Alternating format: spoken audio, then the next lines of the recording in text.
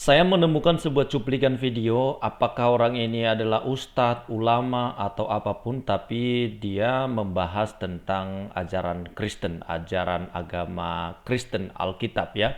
Dan saya akan membahas soal apa yang dipertanyakan dalam cuplikan ini, kenapa orang Kristen tidak diwajibkan sunat, apakah orang Kristen pengikut Paulus dan bukan pengikut Yesus, apakah Yesus mengajarkan umatnya untuk percaya kepada Allah Subhanahu wa Ta'ala, atau percaya kepada Kristus Yesus sebagai Tuhan dan Juru Selamat. Kita akan menjawab pertanyaan ini karena ini adalah pembahasan dalam cuplikan video ini.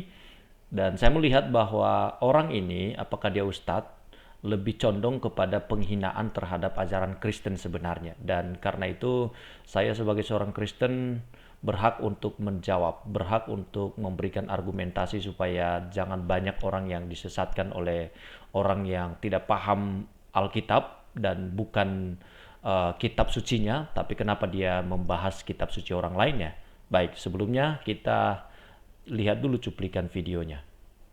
Umat Islam lebih pantas disebut orang Kristen. Harusnya? Iya dong. Kenapa? Kristen kan artinya pengikut Kristus, mengikuti ajaran Kristus, mengikuti ajaran Yesus. Tapi justru orang yang mengikuti ajaran Yesus saat ini yang menjalankannya justru umat Islam. Terus mereka ngikutin siapa? Nah, jadi siapa yang diikuti kalau begitu? Ternyata orang Kristen sekarang bukan mengikuti ajaran Yesus, tapi mengikuti ajaran Paulus. Turun-temurun semua laki-laki itu harus disunat. Syariatnya begitulah. Iya. Dan Yesus harus disunat. Gitu. Tapi kok ada orang mengatakan bahwa Yesus itu Tuhan. Nah ini aneh loh ini ya kan. Kok Tuhan bisa disunat? Siapa itu? Mantrinya yang berani menyunat Tuhan. Ya itu. Minta maaf ya. Maaf. Jadi memang itu kenyataan bahwa Yesus disunat. Dan apalagi yang diajarkan oleh Yesus? Yesus berkuasa dalam Lukas pasal 4, Matius pasal 4, Yesus berkuasa. Lalu apalagi yang diajarkan oleh Yesus? Yesus mengajarkan bahwa tidak boleh makan haram. Hewan-hewan haram termasuk babi nggak boleh dimakan. Apalagi yang diajarkan oleh Yesus? Bahwa setiap orang yang meninggal harus dibersihkan, dimandikan, dan dikafani. Dikafani ya? Dikafani. Dan apalagi yang diajarkan oleh Yesus? Hanya satu sesembahan, yaitu siapa? Khalik langit dan bumi, yaitu Allah Subhanahu wa Ta'ala yang satu-satunya ilah yang harus disembah. Ini yang diajarkan oleh Yesus. Nah kalau begitu, apa yang diajarkan oleh Yesus semuanya? Satu, hanya satu ilah yang disembah. Kedua, tidak boleh makan haram. Ketiga, harus berpuasa. Keempat, setiap laki-laki itu harus apa? Disunat. Ya, ternyata ada banyak hal yang perlu kita jawab sebenarnya di sini ya, tentang bagaimana Yesus ketika mati dikafanin. Tapi ini langsung saya jawab aja ya, itu kan budaya orang Israel ya. Dikafanin itu budaya orang Israel. Jadi kalau mereka mati ya dikafanin karena budaya bukan perintah ya.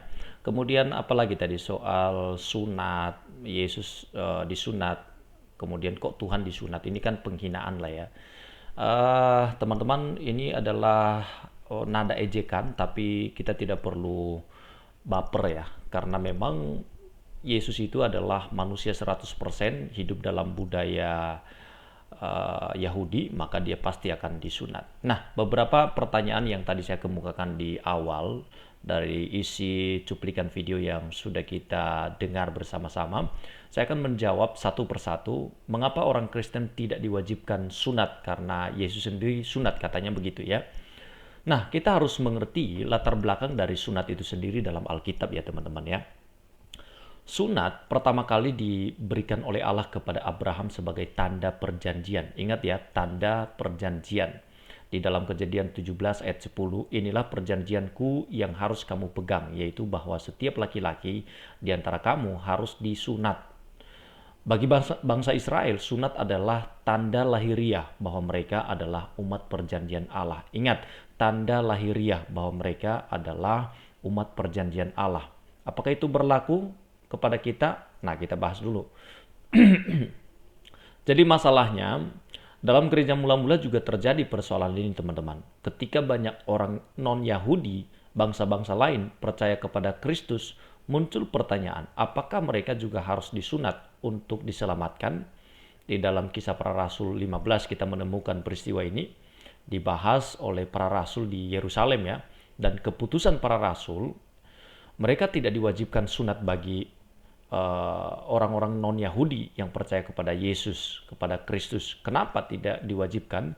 Karena keselamatan bukan diperoleh melalui sunat atau hukum Taurat, tetapi melalui iman kepada Kristus. Ini jelas. Jadi keselamatan tidak karena melakukan hukum Taurat, tidak karena melakukan sunat, tetapi keselamatan terjadi karena kita percaya kepada Yesus Kristus. Jadi Paulus menjelaskan bahwa sebab bersunat atau tidak bersunat tidak penting. Yang penting ialah menjadi ciptaan baru dalam Kristus Yesus. Di dalam Galatia 6 ayat 15. Dalam perjanjian baru, fokus dari kehidupan kita teman-teman ya berpindah dari tanda fisik kepada perubahan hati. Jadi bukan soal fisik lagi yang terlihat, sunat lah, kain kafan lah, apalah, hukum-hukum yang diatur, tidak boleh makan daging babi yang diharamkan. Itu bukan soal makanan dan minuman lagi, tapi soal apa? Soal hati yang telah diperbaharui. Itu inti dari ajaran Kristen ya. Jadi menurut teologi Kristen teman-teman, sunat bukan syarat keselamatan. Keselamatan hanya kita dapatkan melalui iman kepada Yesus.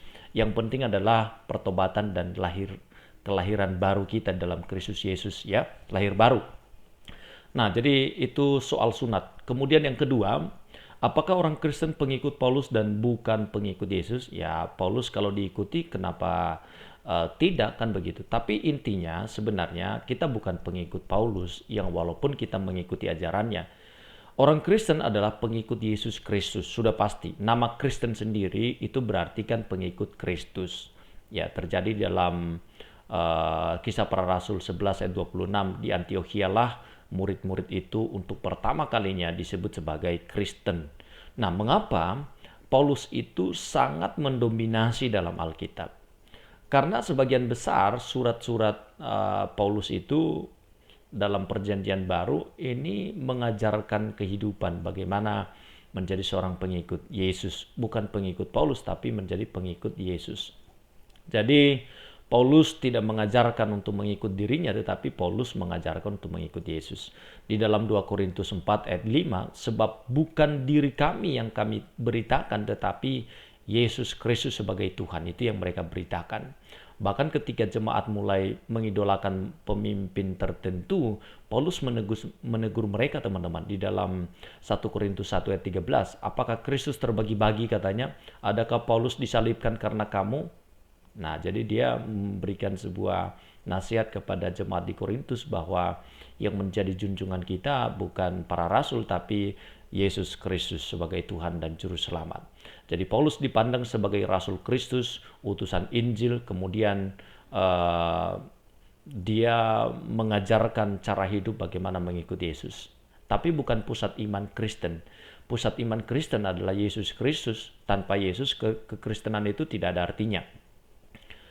Ya, jadi kita harus paham tentang hal itu. Jadi seorang pemuka agama yang membahas agama Kristen dan dia bukan pengikut Yesus lagi, ya stop lah, berhentilah bahas-bahas ajaran Kristen. Ya. Kemudian yang ketiga teman-teman, apakah Yesus mengajarkan umatnya untuk percaya kepada Allah, ya Allah Subhanahu wa Ta'ala dan bukan kepada dirinya? Nah, ini perlu kita ajarkan ya. Kenapa? Karena satu pun dalam Alkitab tidak menyebutkan Allah Subhanahu wa Ta'ala.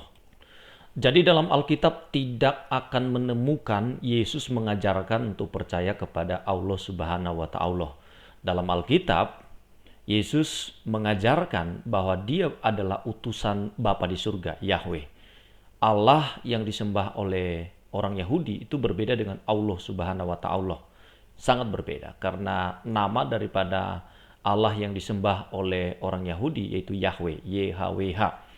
Bukan Allah Subhanahu wa Ta'ala. Itu dalam ajaran Alkitab ya. Jadi kita hanya mencoba menjelaskan berdasarkan Alkitab dan tidak mencoba untuk masuk dalam ranah kitab suci lain. Tapi sebagai seorang Kristen saya berhak untuk menjawab pertanyaan dan pelintiran dari seorang saya nggak tahu siapa ini nama orangnya, tetapi kelihatannya dia mengejek ajaran Kristen. Apakah dia seorang pemuka agama? Saya juga tidak tahu, tapi yang terpenting adalah saya mencoba meluruskan apa yang menjadi iman kita, yaitu iman kepada Yesus Kristus. Apakah dia seorang mualaf? Barangkali iya, dia adalah seorang mualaf. Dia pernah menjadi Kristen. Apakah dia pernah jadi pendeta? Nggak tahu. Tapi yang terpenting adalah apa yang disampaikan itu tidak benar karena dia tidak berdasar.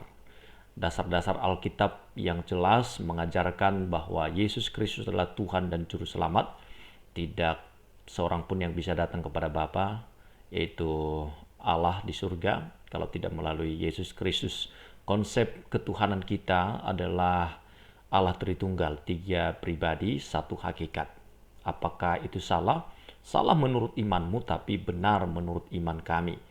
Ya, berbeda konsepnya. Konsep kami dalam ketuhanan yang kami percaya dan yang diajarkan oleh Alkitab, ketuhanan kami memang mempunyai perbedaan dengan konsep ketuhanan yang kamu percaya.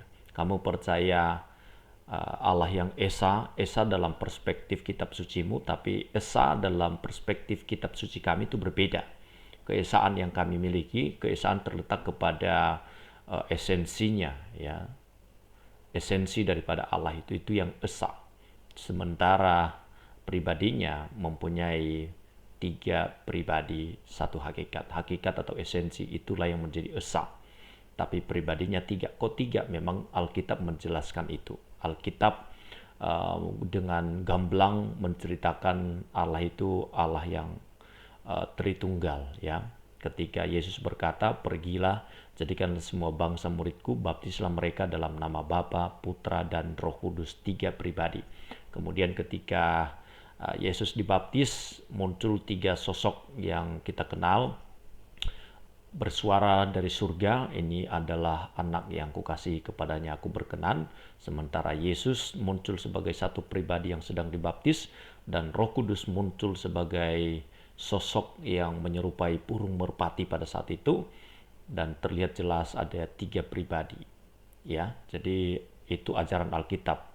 Yesus tidak mengajarkan tentang Allah Subhanahu wa Ta'ala, tetapi Yesus mengajarkan tentang bagaimana Allah yang bisa menyelamatkan umatnya, bukan Allah yang Esa, satu, benar-benar satu, tunggal, satu pribadi, tetapi Allah yang Esa yang dipercaya oleh orang Kristen adalah Allah yang Esa di dalam hakikatnya, Esa dalam esensinya, tetapi mempunyai 3 pribadi.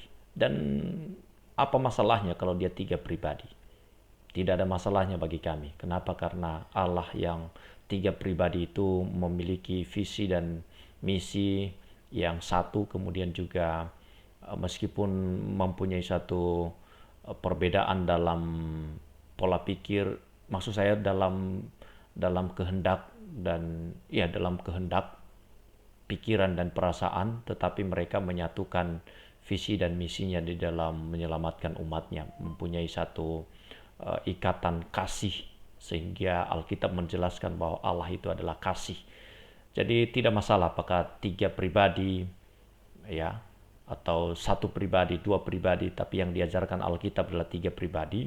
Itu tidak dipersoalkan dalam ajaran kekristenan, ya, tidak jadi masalah karena mereka satu kesatuan. Baik teman-teman, ini yang bisa kita sampaikan dalam cuplikan video kali ini. Kita memberikan sebuah peringatan, ya, bahwa kalau engkau sudah pindah agama, bahaslah agamamu, jangan bahas agama lain, ya. Jangan lagi menyindir, jangan lagi merendahkan, karena ketika engkau masuk ke wilayah agama lain, engkau pasti sudah salah, ya, karena perspektifnya berbeda, Alkitabnya berbeda, kitab sucinya berbeda, Tuhannya juga beda. Jadi Tuhan agama lain itu beda dengan Tuhan agama Kristen. Fokuslah kepada Tuhanmu, kami fokus kepada Tuhan kami. Masing-masing agamamu adalah agamamu, agamaku adalah agamaku.